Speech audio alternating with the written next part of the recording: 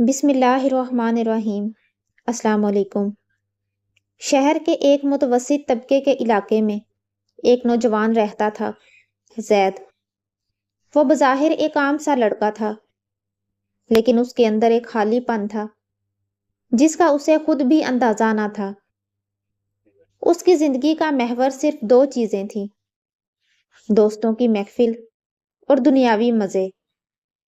صبح کی اذان اس کے لیے محض ایک شور تھا، اور مسجد کے مینار اسے صرف پرانی عمارتیں لگتی تھیں۔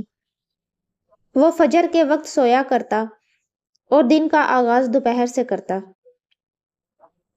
ماں ہر روز اسے جگاتی کہ بیٹا اٹھ جا، نماز قضا ہو جائے گی۔ زید سوتے سوتے جواب دیتا، امی ابھی اور سونا ہے، تھک گیا ہوں، بعد میں پڑھ لوں گا۔ زید کی ماں ایک عبادت گزار عورت تھی۔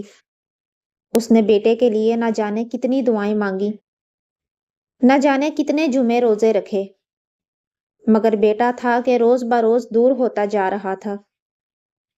ایک دن وہ ماں سجدے میں رو رہی تھی۔ زید نے دیکھا اس کی ماں کا چہرہ سوجا ہوا تھا، آنکھیں لال تھیں۔ اس نے پوچھا، کیا ہوا امی؟ ماں نے کہا، بیٹا آج خواب میں دیکھا تم ایک اندھیری قبر میں ہو، چیخ رہے ہو، امی بچاؤ، اور میں کچھ نہیں کر پا رہی۔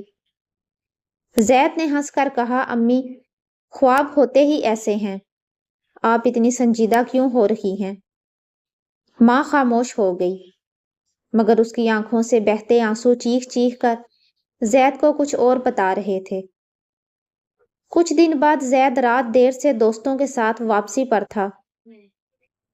تیز رفتار موٹر سائیکل، ہنسی مذاق۔ اچانک ایک ٹرک سامنے آیا، ٹکر ہوئی، زید ہوا میں اڑ کر گرا۔ جب آنکھ کھلی تو وہ ہسپتال میں تھا۔ جسم پر پٹی بندھی ہوئی تھی، دائیں بازو میں فریکچر، اور چند ہفتے بیڈ پر گزارنے کا حکم۔ اسی وارڈ میں ایک 70 سالہ بزرگ بھی داخل تھے۔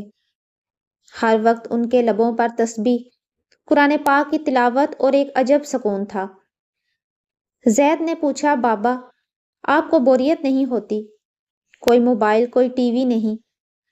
بابا مسکرا کر بولے، بیٹا جب دل میں قرآن ہو تو دنیا کی کوئی چیز بور نہیں کرتی، اور یاد رکھنا یہ زندگی بہت مختصر ہے۔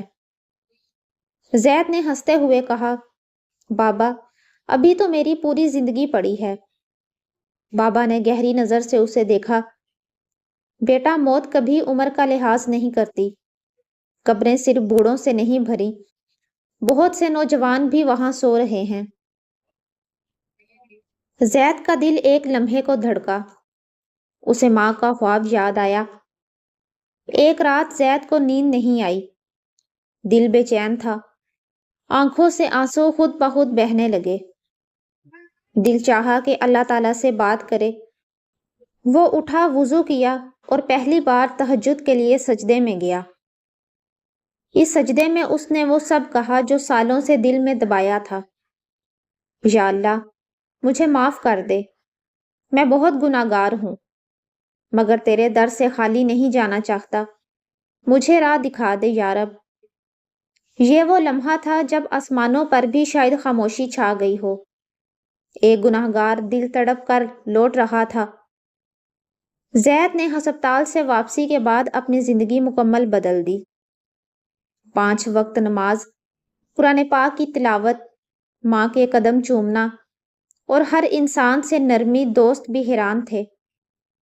کسی نے مذاق میں کہا، ارے مولوی بن گیا کیا؟ زید نے مسکرا کر بولا، مولوی نہیں، بندہ بننے کی کوشش کر رہا ہوں۔ وہ اب مسجد کا نمازی بن چکا تھا، بچوں کو دینی قصے سناتا، بڑوں کے قدم چومتا، اور ہر سجدے کو اپنی آخری سجدہ سمجھ کر ادا کرتا۔ ایک دن عصر کی نماز کے لیے مسجد گیا، امام نے تکبیر کہی، سب نے نیت باندھی۔ زید سجدے میں گیا مگر اٹھا نہیں۔ امام نے آواز دی، بھائی اٹھو، مگر زید جا چکا تھا اپنے رب سے ملاقات کے لیے۔ لوگ حیران تھے، روتے جا رہے تھے۔ ماں کی آنکھیں بھیگ گئیں لیکن چہرے پر سکون تھا۔ شکر ہے میرے رب کا، میرا بیٹا رب کے سجدے میں گیا، اللہ نے میری دعائیں سن لی۔ ہم سب کو یہ کہانی یاد رکھنی چاہیے، کیونکہ زید کوئی خیالی کردار نہیں، زید ہم سب کے اندر ہے۔